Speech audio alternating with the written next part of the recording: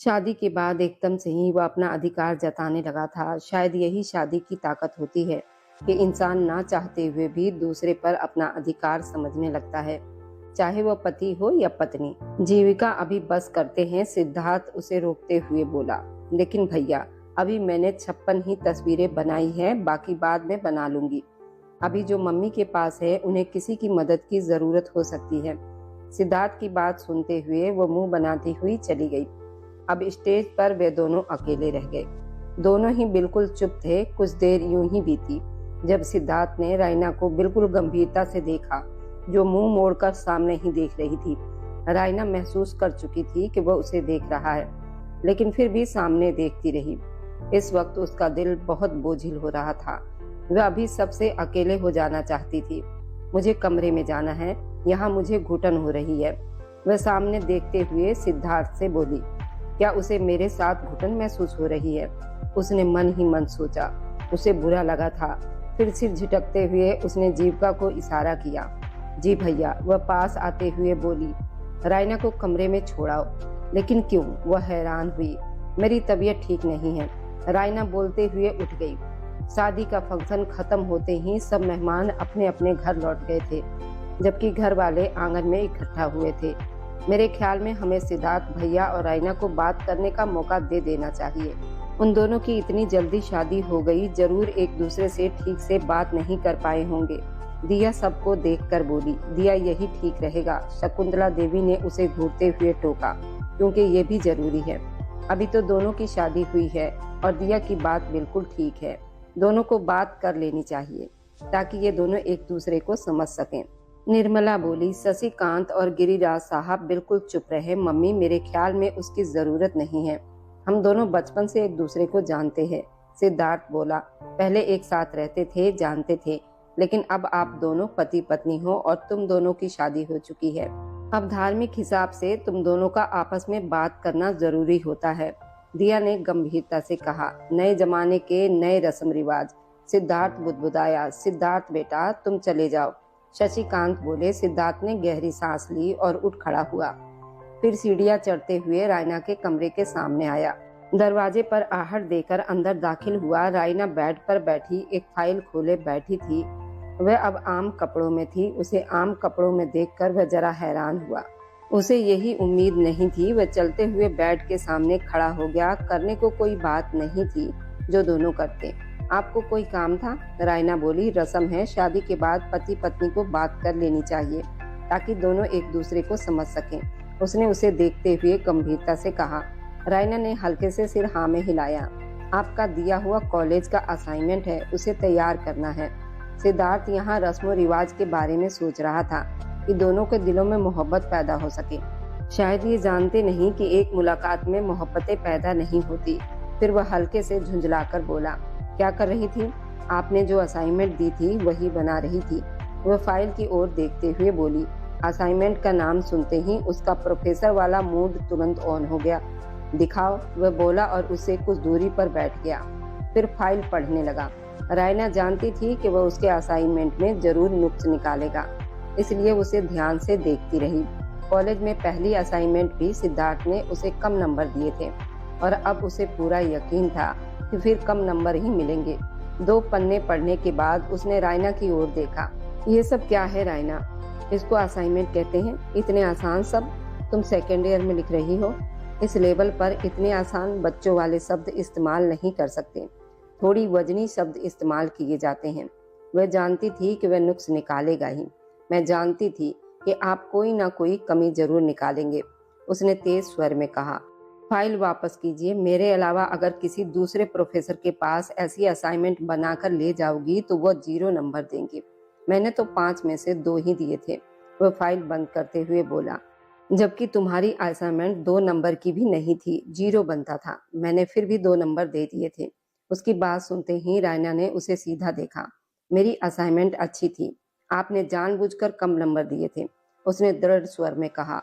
और कमरे में एक बार फिर वही अनकही तकरार फैल गई, जिसमें रिश्ते की नई शुरुआत, पुराने अहंकार आमने सामने खड़े थे।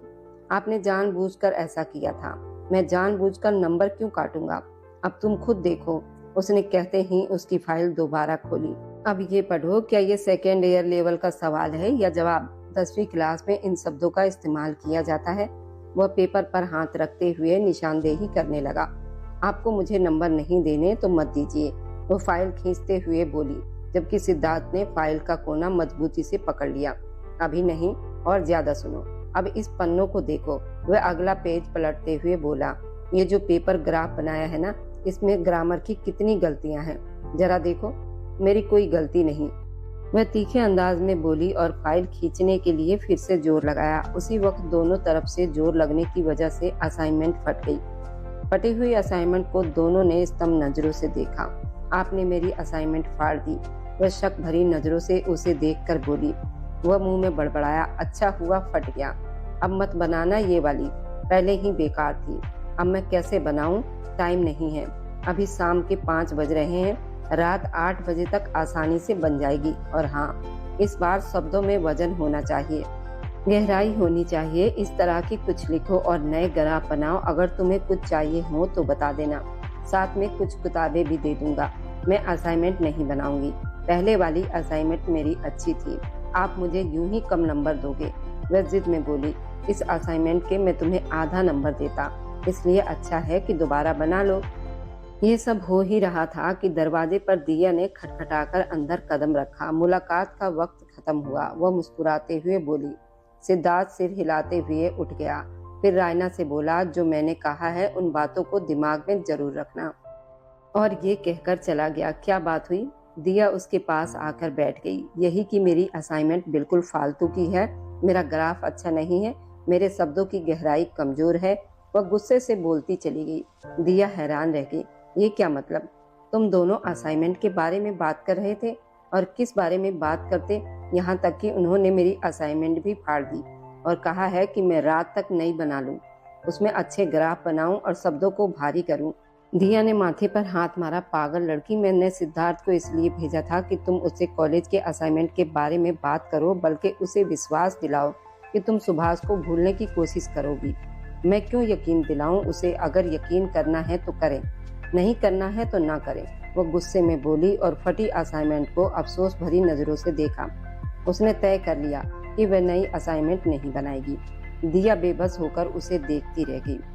उफ, इस लड़की को समझाना आसान नहीं था। अगले दिन दिया को भी लौट जाना था। सुबह सब नाश्ते की टेबल पर एक साथ बैठे हुए थे। सिद्धार्थ, आज से रायना ड्राइवर के बजाय तुम्हारे साथ कॉलेज जाएगी, गिरिराज साहब बोले। वो क्यों पापा? वह हैरान हुआ। रायना भी खाना छोड़कर उन्हें देखने लगी, क्योंकि रायना अब तुम्हारी जिम्मेदारी है। जी पापा, वह एक नजर रायना पर डालते हुए बोला और फिर चुपचाप नाश्ता करने लगा। कुछ देर बाद रायना सिद्धार्थ के साथ फ्रंट सीट पर बैठी थी। दिया उनसे विदा ले चुकी थी। कॉलेज पहुंचकर दोनों अपनी अपनी क्लास में व्यस्त हो गए थे। सिद्धार्थ के लेक्चर से पहले उसका एक फ्री पीरियड था। रायना की अभी तक किसी से खास दोस्ती नहीं हो पाई थी, इसलिए वह अक्सर अकेली ही रहती थी। कैफे की तरफ जाते हुए अचानक कोई उसके सामने आकर खड़ा हो गया। सुभाष को देखकर रायना ठिठक गई। क्या सच में तुम्हारी शादी हो चुकी है? उसने पूछा। शादी से पहले उसने सुभाष को आखिरी मैसेज किया था, फिर उसे ब्लॉक कर दिया था, उसका नंबर भी डिलीट कर दिया था, इंस्टा से अनफॉलो कर दिया था। फिलहाल उसने हर जगह से उसे दूर कर दिया था। हाँ, वह नजरें झुकाकर बोली, जब मैंने कहा था कि मैं रिश्ता लेकर आऊंगा तो फिर शादी क्यों कर ली? इस अफरा तफरी में सिद्धार्थ भी वहीं आ पहुंचा। वह रायना को एक लड़के के साथ देखकर हैरान हुआ। मेरे घर वाले नहीं माने सुभाष, उनके कहने पर मुझे सिद्धार्थ से शादी करनी पड़ी, तो तुम उन्हें मना लेती। मैं भी तो अपने घर वालों को मना रहा था। सुभाष, तुम भी जानते हो कि माँ बाप बेटे की पसंद को सुनकर खुश होते हैं, लेकिन बेटी की पसंद सुनते ही हंगामा मचा देते हैं, इज्जत का सवाल बना लेते हैं। मेरे साथ भी यही सब हुआ। मैंने बस माँ को तुम्हारे बारे में बताया था और उन्होंने डर के मारे जल्दी से मेरी शादी कर दी, कहीं मेरी पसंद उनकी इज्जत पर दाग ना लगा दे। ये कहते कहते उसकी आंखों में आंसू भर आए। कहना आसान था, पर एक ही दिन में भूल पाना नामुमकिन था। कुछ ही दूरी पर खड़ा सिद्धार्थ उनकी सारी बातें सुन चुका था। वह अपनी क्लास लेने ही जा रहा था, लेकिन रायना की बातों ने उसका दिमाग सुन कर दिया था। उसका जबड़ा भिज गया। सुभाष बिना कुछ कहे पलट गया। उसके जाते ही रायना का सब्र टूट गया। उसने मुंह पर हाथ रख लिया और रो पड़ी, ये जाने बिना कि कुछ ही कदम दूर सिद्धार्थ खड़ा है और खामोशी से उसे देख रहा है। अगर रोने का टाइम खत्म हो गया हो तो क्लास में चलो। अपनी पत्नी को किसी और के लिए रोते हुए देखकर गुस्सा नहीं आएगा? वह बड़ी मुश्किल से अपने गुस्से को कंट्रोल करते हुए धीमी आवाज में बोला। सिद्धार्थ की आवाज सुनते ही वह चौंक कर उठी। उसे सामने देखते ही उसने जल्दी से अपने आंसू साफ किए। तुम्हारी क्लास का टाइम हो गया है, क्लास में चलो, वह कहते हुए आगे बढ़ा। रायना उसके पीछे पीछे चलने लगी। हाजिरी के बाद असाइनमेंट चेक होने लगी। अपनी बारी आने पर वह उठकर डेस्क के पास चली गई। आपकी असाइनमेंट कहाँ है मिस रायना? नहीं है सर, वह सिर झुकाए बोली। उसके गुस्से में और बढ़ोतरी हो गई। उसके कहने के बावजूद भी असाइनमेंट नहीं बनाई गई थी। यहाँ तक कि सिद्धार्थ ने रात को जीविका के हाथ एक बॉक्स भी भिजवाया था जिसे वे असाइनमेंट तैयार कर सकती थी। क्यों नहीं बनाई आपने असाइनमेंट? वह हल्के और गुस्से में बोला। देखिए प्रोफेसर, मेरी शादी हुई थी और मेरे पति ने मेरी असाइनमेंट फाड़ दी। ये बोलते ही उसकी आंखों में आंसू आ गए। कुछ देर पहले हुई सुभाष से मुलाकात का असर भी बाकी था और अब सिद्धार्थ के गुस्से का असर भी। यहाँ से निकल जाइए, आइंदा मेरी क्लास में नजर मत आना, वह गुस्से से ऊंची आवाज में बोला। उसके दिमाग में ये सोच चल रही थी, जरूर वे रात को सुभाष के साथ व्यस्त रही होगी, इसलिए असाइनमेंट नहीं बनाई होगी। रायना ने आंसुओं से भरी आंखों से उसे देखा, फिर पलटकर क्लास से बाहर निकल गई। सब स्टूडेंट उसे ही देख रहे थे। उसे क्लास से जाते हुए देख सिद्धार्थ को और ज्यादा गुस्सा चढ़ गया। उसे समझ नहीं आ रहा था वह किस वजह से इतना गुस्सा हो रहा है। कुछ पल गहरी सांस लेकर उसने खुद पर काबू पाया और फिर क्लास शुरू करके आज का टॉपिक समझाने लगा। आज का लेक्चर 1.5 घंटे का था। रायना लाइब्रेरी आ गई थी। वह अक्सर वहीं बैठकर हिंदी उपन्यास पढ़ा करती थी और कभी कभी फाइल्स भी देख लेती थी। क्लास खत्म होने पर उनकी क्लास का एक लड़का लाइब्रेरी में आया। रायना को अकेले बैठे देख वह उसके पास बैठ गया।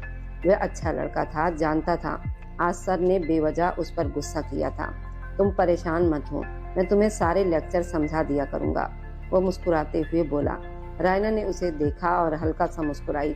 बहुत धन्यवाद, लेकिन मुझे उसकी जरूरत नहीं पड़ेगी। सिद्धार्थ भी रायना को ढूंढते हुए वही लाइब्रेरी में आ गया था। सुभाष की बात सुनते ही उसने अपने झबड़े भींच लिए। मिस रायना, आज के लेक्चर के नोट्स ले लीजिएगा और माफी चाहता हूँ, मैं कुछ ज्यादा ही गुस्सा कर गया था, वह उनकी कुर्सी के पीछे खड़े होकर बोला। सिद्धार्थ की बात सुनते ही दोनों खड़े हो गए। रायना की सूजी हुई आंखें देखकर वह समझ गया कि क्लास से बाहर आने के बाद वह काफी रोई थी। मुझे जरूरत नहीं है आपके नोट्स की, मैं नेट से देख लूंगी, वह नजरें झुकाकर बोली। अगर नेट से सब समझ मिलती होती तो टीचर की जरूरत ही क्यों पड़ती? रायना, प्रोफेसर सर के साथ जाओ और नोट्स ले लो। सुभाष ने माहौल हल्का करने की कोशिश की, इसलिए मिस रायना, सिद्धार्थ बोलते हुए पलट गया। रायना को उसके पीछे जाते देख नक्श मुस्कुराया। चलो, उनकी नाराजगी खत्म हो चुकी है, पर सर फालतू में गुस्सा कर गए थे। वह बड़बड़ाते हुए वापस बैठ गया। जब मैंने कहा था कि दोबारा असाइनमेंट बना लो तो बनाई क्यों नहीं? वह अपने ऑफिस में आकर कुर्सी पर बैठते हुए बोला। रायना चुप रही। मैंने जीविका के हाथ बॉक्स भी भिजवाया था, फिर भी काम क्यों नहीं किया? मैंने किया था, लेकिन आपने फाड़ दी थी मेरी असाइनमेंट, फिर मैं क्यों दोबारा बनाती? सिद्धार्थ ने गहरी सांस ली, फिर घड़ी देखी। उसके सारे लेक्चर खत्म हो चुके थे। तुम्हारा कौन सा लेक्चर रह गया है? आज बस इतने ही थे, चलो फिर घर चलते हैं, वह उठते हुए बोला। वह उसके साथ जाना तो नहीं चाहती थी, लेकिन गिरिराज साहब और पापा ने उसकी जिम्मेदारी सिद्धार्थ को सौंप दी थी। अब मजबूरी थी। गाड़ी में खामोशी छाई रही। कुछ पल के बाद रायना ने उस खामोशी को तोड़ते हुए कहा, मैंने कल शादी से पहले ही सुभाष को ब्लॉक कर दिया था, उसका नंबर डिलीट कर दिया, हर जगह से हटा दिया। जो कुछ हुआ वो मेरी मर्जी से नहीं था, लेकिन अब जो कुछ है वो मेरी हकीकत है और मैं अपनी हकीकत से भाग नहीं रही। हर जगह से ब्लॉक कर चुकी हूँ उसे। वह खिड़की से बाहर देखते हुए बोली। मैं जानती हूँ कि आज कॉलेज में मुझे सुभाष के साथ देखकर आपको गुस्सा आ गया होगा, लेकिन वो बस कंफर्म कर रहा था क्या सच में मेरी शादी हो गई है। मैं मानती हूँ कि अभी मेरे दिल में उसका नाम बाकी है, क्योंकि एक ही दिन में किसी को अपने दिल से निकाल देना नामुमकिन होता है। लेकिन मेरे दिल में कौन रहेगा, आप या सुभाष? ये फैसला मैं नहीं करूँगी, ये आपका व्यवहार तय करेगा। मैं कितनी जल्दी सुभाष को अपने दिल से निकाल कर आपको जगह देती हूँ, आपको अपना पति स्वीकार करती हूँ। मुझे बस सुभाष से अपना हर संबंध खत्म करना था। जो मैं कर चुकी हूँ, बाकी सब कुछ आप पर छोड़ दिया है। उसकी बात सुनते ही सिद्धार्थ के हाथ स्टीयरिंग पर कस गए, फिर ढीले पड़ गए। उसे एहसास हुआ कि वह गलत सोच रहा था और आपको भी मुझसे ये उम्मीद नहीं रखनी चाहिए कि मैं एक ही दिन में सब कुछ स्वीकार कर लूंगी, जबकि इस शादी में मेरी मर्जी शामिल नहीं थी। मैं जानती हूँ आपकी भी मर्जी पूरी तरह शामिल नहीं थी, इसलिए हमें एक दूसरे को वक्त दे देना चाहिए ताकि हम एक दूसरे को सच में स्वीकार कर सकें। और अगर कभी लगे कि हम साथ खुश नहीं रह सकते तो विदाई का दिखावा करने से बेहतर होगा कि अलग हो जाएं। लेकिन कोई फैसला लेने से पहले हमें एक दूसरे को एक मौका देना होगा। वह बोलते बोलते चुप हो गई। कुछ पल की खामोशी के बाद सिद्धार्थ ने धीमे स्वर में कहा, मैं गलत था। जानता हूँ तुम्हें सुभाष के साथ देखकर मुझे गुस्सा आ गया था, इसलिए क्लास में भी तुम्हें डांट दिया। क्या आप सारी जिंदगी यही समझते रहोगे? वह उसकी तरफ मुड़कर बोली, नहीं। उसने तुरंत जवाब दिया, मुझे तुम्हें एक मौका दे देना चाहिए। तुम्हें अपने दिल से स्वीकार करने का वक्त दे देना चाहिए। मैं उन मर्दों में से नहीं बनना चाहता जो हरदम अपनी पत्नी पर शक करते रहें। बस आज तुम्हें किसी और के लिए रोते हुए देखा तो गुस्सा कुछ ज्यादा ही आ गया। आखिर अगर मेरी पत्नी किसी और के लिए रोएगी तो मुझे तो गुस्सा आएगा ही ना। रायना ने उसकी तरफ देखा और उसी पल सिद्धार्थ की नजर भी उससे मिली। वक्त लगेगा सिद्धार्थ, आपको सब्र करना पड़ेगा। वह फिर बाहर देखने लगी। मैं कोशिश करूंगा, उसने धीरे से कहा। अगले कुछ दिन सुकून से बीते। दोनों सामान्य अंदाज में एक दूसरे से पेश आते। कॉलेज में भी सब सामान्य था। अब सिद्धार्थ भी खासकर पढ़ाई के मामले में उस पर ध्यान देने लगा था। एक शाम वह आंगन में बैठा रायना के साथ सर खपा रहा था। रायना, मैं कह रहा हूँ ना कि ये ठीक नहीं है। वह लैपटॉप बंद करके सामने टेबल पर रखते हुए बोला। उसे एक फाइल बनानी थी ताकि आगे उसी पर असाइनमेंट तैयार कर सके। पहले 2 असाइनमेंट उसने हाथ से लिखी थी, लेकिन ये वाली पीडीएफ में बनानी थी। क्यों ठीक नहीं है? सब कुछ तो ठीक है, देखिए जरा। हर लाइन ठीक है, सारा मटेरियल भी अच्छा है। वह उसे घूरते हुए बोली। सिद्धार्थ ने फिर एक बार स्क्रीन पर नजर डाली। मुझे अभी भी अच्छा नहीं लग रहा, इसमें कुछ गलत है, कुछ मिसिंग है। अब क्या मिसिंग है? वह झुंझलाए हुए अंदाज में बोली। वह पहले ही 2 बार फाइल बना चुकी थी, लेकिन सिद्धार्थ को अब भी कुछ कमी लग रही थी। तुम इसमें कुछ अलग शामिल करो। सिद्धार्थ, मैं पहले ही कितना कुछ कर चुकी हूँ, और कितना जोड़ूं? कम है तो थोड़ा और हैवी बनाओ, ऐसा लगे कि कोई गंभीर अकादमिक लेख लिख रही हो। उदाहरण जोड़ो, संदर्भ जोड़ो, 2-3 रिसर्च का जिक्र करो और एक मजबूत निष्कर्ष लिखो ताकि पढ़ने वाले को गहराई महसूस हो। सिर्फ शब्द भर देने से काम नहीं चलेगा, कंटेंट में वजन देना चाहिए। वह समझाते हुए बोला। रायना ने कुछ पल उसे देखा, फिर गहरी सांस ली। ठीक है, इस बार मैं ऐसा कुछ बनाऊंगी कि आपको भी कुछ मिसिंग नहीं लगेगा। उसने लैपटॉप फिर से खोलते हुए कहा, और शायद पहली बार उनके बीच की बहस में तकरार से ज्यादा साथ का भाव शामिल हो गया। भगवान, उसके मुंह से झुंझलाहट में निकला। फिर वह उसे देखने लगी जो लगातार उसे ही देखे जा रहा था। एक बात पूछूं, आप मुझसे कोई जाति दुश्मनी निकाल रहे हैं क्या? मैं तुमसे कौन सी जाति दुश्मनी निकालूंगा? तुम खुद देखो, ये ठीक नहीं है। जिस घर में प्रोफेसर हो वहाँ कोई बच्चा सुकून से रह ही नहीं सकता, क्योंकि उसे कुछ भी ठीक नहीं लगता। वह शांत रहने की कोशिश करते हुए बोला। सिद्धार्थ, मैं 2 बार बदल चुकी हूँ, बस एक आखिरी बार और बदल लूं, उसके बाद तो असाइनमेंट अच्छी हो जाएगी। अब तुम प्रोफेसर सिद्धार्थ की पत्नी हो, थोड़ा पढ़ा लिखा लगना चाहिए, उसने हल्की मुस्कान के साथ कहा। रायना ने गहरी सांस ली। तभी निर्मला देवी अंदर आई। क्या बात हो रही है? उन्होंने मुस्कुराते हुए पूछा। बातें क्या करनी है आंटी जी, आपका पढ़ा लिखा बेटा बार बार मेरी असाइनमेंट फेल कर रहा है। वह झुंझलाए अंदाज में बोली। रायना, अपने पति के बारे में ऐसे नहीं बोलते।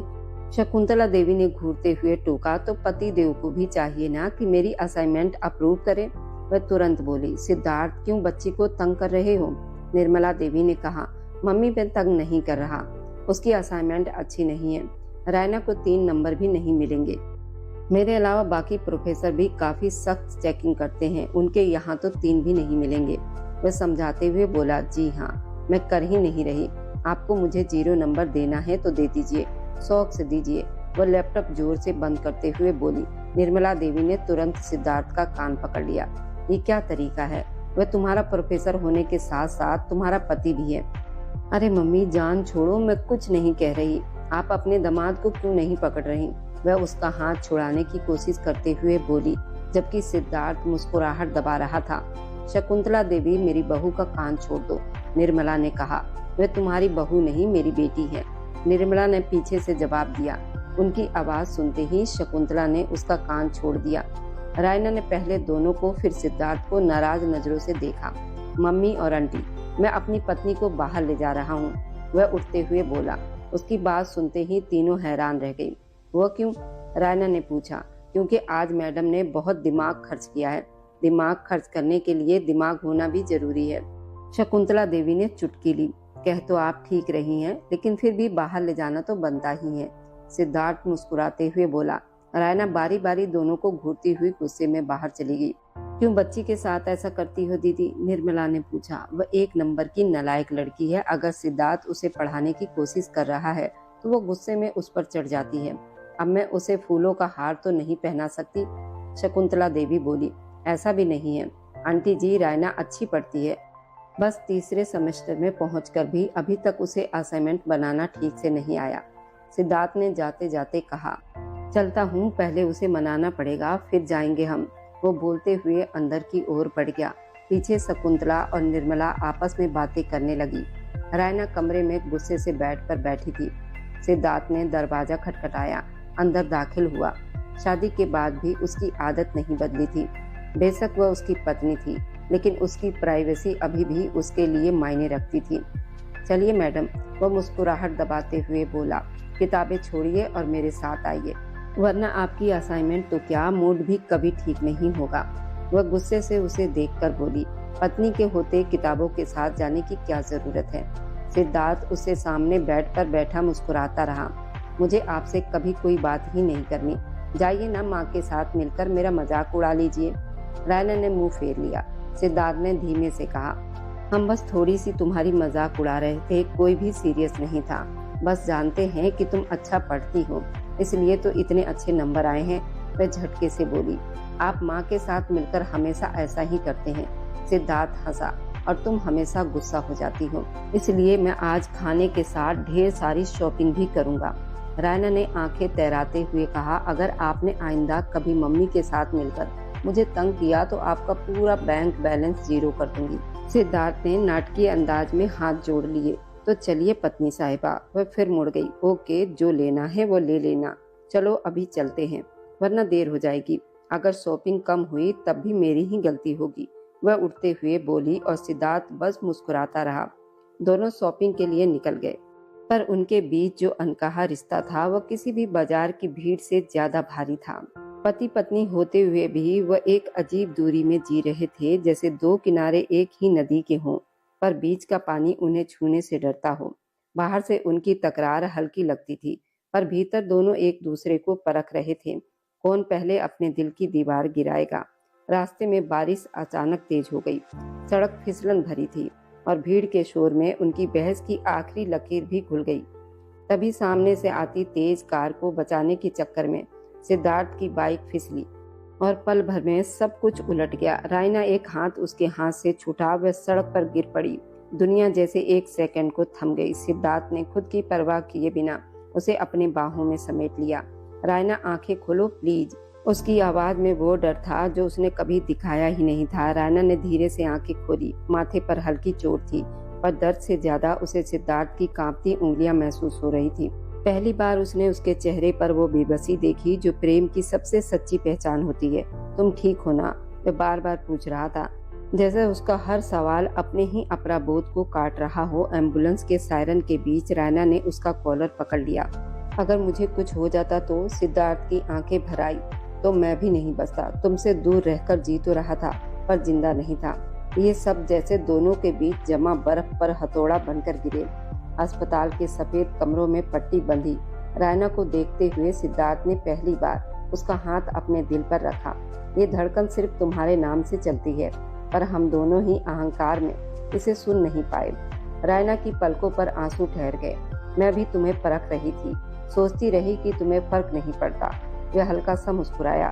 तुम्हें खोने के ख्याल ने बता दिया कि तुम ही मेरी हर खुशी, हर डर, हर मुस्कान हो। उस हादसे ने उनके बीच की दूरी को तोड़ दिया, जैसे किसी ने रिश्ते की किताब के बीच फंसी पुरानी सूखी पत्ती को फिर से हरा कर दिया हो। अब उनकी नोक झोंक में भी एक नरमी थी, जैसे हर शब्द के पीछे ये भरोसा छुपा हो, चाहे जितनी दूरियां आए। एक एक्सीडेंट ने उन्हें सिखा दिया कि जिंदगी का कोई भी मोड़ आखिरी हो सकता है, इसलिए प्यार को कल पर टालना सबसे बड़ी गलती है। उस दिन के बाद सिद्धार्थ जब भी उसे चिढ़ाता, उसकी आवाज में छुपा डर रायना पहचान लेती। रायना जब भी रूठती, उसकी उंगलियां अनजाने में सिद्धार्थ की कलाई पकड़ लेती, जैसे दोनों ने तय कर लिया हो कि अब परख नहीं, बस अपनापन होगा। उनकी मोहब्बत अब तकरार नहीं, गहराई की कहानी बनेगी, जो दिल को छूकर ये एहसास दिलाए कि सच्चा प्रेम अक्सर किसी हादसे के आईने में खुद को पहचानता है। एक्सीडेंट के बाद जैसे उनकी जिंदगी ने एक नया अर्थ पा लिया था, वैसे ही उनके रिश्ते ने भी गहराई की ऐसी परत ओढ़ ली थी जिसमें अब अहंकार की जगह अपनापन बसता था। उसी अपनापन की छांव में कुछ साल बाद उनके घर में दो नन्ही धड़कनों ने जन्म लिया। पहले आरोही आई, जिसकी आंखें बिल्कुल रायना जैसी गहरी और सवालों से भरी थी, और फिर आरव, जो सिद्धार्थ की तरह शरारती मुस्कान लेकर दुनिया को चुनौती देता था। घर अब पहले जैसा शांत नहीं रहता था। सुबह अलार्म से नहीं, बच्चों की किलकारियों से खुलती थी। रातें खामोश नहीं, कहानियों और लोरियों के बीच ढलती थी। रायना किचन से आवाज लगाती, सिद्धार्थ जरा आरव को तैयार कर दीजिए, मुझे आरोही की प्रोजेक्ट फाइल पूरी करवानी है। और सिद्धार्थ जानबूझकर देर लगाते हुए कहता, मैडम मैं ऑफिस भी जाऊं, बच्चों को भी संभालूं और आपकी डांट भी खाऊं। इतना मल्टी टैलेंट तो शादी से पहले बताया ही नहीं था आपने। रायना बाहर आकर उसकी टाई ठीक करते हुए गुस्से का नाटक करती, बातें कम कीजिए और बेटे की शर्ट उल्टी मत पहनाइए। पिछली बार टीचर ने मुझे समझाया था कि वो मुस्कुराकर जवाब देता, अरे मैं तो उसे सिखा रहा हूँ कि जिंदगी में गलतियाँ भी स्टाइल से करनी चाहिए। तभी दोनों बच्चे हंस पड़ते। रायना झूठ मूठ की आंखें दिखाती, बहुत हंसी आ रही है सबको, आज चॉकलेट बंद। और अगले ही पल आरव पापा से लिपट कर कहता, पापा मम्मी को मना लेना। तब सिद्धार्थ नाटकीय अंदाज में रायना के सामने हाथ जोड़ देता, रानी साहिबा इन मासूम पर दया कीजिए। और वे चाहकर भी मुस्कान नहीं रोक पाती। उनकी नोक झोंक में अब पहले जैसी तल्खी नहीं थी, वह एक मीठा सा खेल बन चुकी थी, जिसमें हर तकरार के पीछे ये भरोसा छुपा होता कि अंत में दोनों एक दूसरे का हाथ थामेंगे ही। कभी फीस भरने को लेकर बहस होती, कभी इस बात पर कि बच्चों को ज्यादा लाड कौन करता है। रायना शिकायत करती, आप ही बिगाड़ रहे हैं इन्हें। और सिद्धार्थ तुरंत पलटकर कहता, बिगाड़ तो आपने मुझे रखा है, ये तो फिर भी मासूम है। वह उसे हल्का सा धक्का दे देती, बच्चों के सामने कुछ तो सीरियस रहा कीजिए। और वह भी धीरे से फुसफुसाता, अगर मैं सीरियस हो गया तो घर की हंसी चली जाएगी। और सचमुच उस घर की असली रौनक वही हल्की फुल्की चुहल थी, जिसमें प्रेम हर पल सांस लेता था। रात को जब बच्चे सो जाते तो दोनों बालकनी में बैठते, हवा में दिन भर की थकान घुल जाती। सिद्धार्थ चुपचाप रायना का हाथ पकड़ लेता, जैसे अब भी कहीं भीतर उस पुराने हादसे का डर बाकी हो। वह पूछती, अब भी उतना ही डर लगता है? वह धीमे से कहता, तुम्हें खोने का डर शायद उम्र भर रहेगा। और रायना उसके कंधे पर सिर रख कर कह देती, तो फिर वादा कीजिए कभी बेवजह दूर नहीं होंगे। वह मुस्कुराकर जवाब देता, अब दूरी सिर्फ इतनी होगी जितने बच्चों के सोने और हमारे पास आने के बीच होती है। और दोनों हल्का सा हंसते थे। बच्चों की हंसी, खिलौनों की बिखराव, छोटी छोटी शिकायतें और हर दिन के अंत में साझा की गई थकान, इन सब ने उनके प्रेम को और भी गाढ़ा कर दिया था। अब वो सिर्फ पति पत्नी नहीं थे, वह एक टीम थे, एक घर की धड़कन थे, जहां नोक झोंक भी प्रेम का दूसरा नाम थी। और वह सुबह एक नए इकरार की तरह शुरू होती थी। चाहे जिम्मेदारियां कितनी भी बढ़ जाए, वे एक दूसरे को चुनना कभी नहीं छोड़ेंगे। जाते जाते बस दिल से एक छोटी सी गुजारिश है, आप जहाँ से भी मेरी वीडियो को देखते रहें, कमेंट में अपने शहर और राज्य का नाम जरूर लिखिए। आपके कमेंट मेरे लिए किसी अनमोल तोहफे से कम नहीं होते। और जो लोग अपना कीमती समय देकर मेरी कहानियों को देखते हैं, लाइक करते हैं और शेयर करते हैं, उन सबका मैं दिल से धन्यवाद करती हूँ। अगर आज की कहानी ने आपके दिल को छुआ है तो वीडियो को लाइक करें, अपने दोस्तों तक जरूर पहुँचाएं और हमारे इस छोटे से परिवार का हिस्सा बनने के लिए चैनल को सब्सक्राइब करना ना भूलें, क्योंकि आपका हर सब्सक्राइब मेरे लिए आपका प्यार और भरोसा है। फिर मिलेंगे एक नई भावनाओं से भरी कहानी के साथ। तब तक खुश रहिए, स्वस्थ रहिए और हमेशा मुस्कुराते रहिए।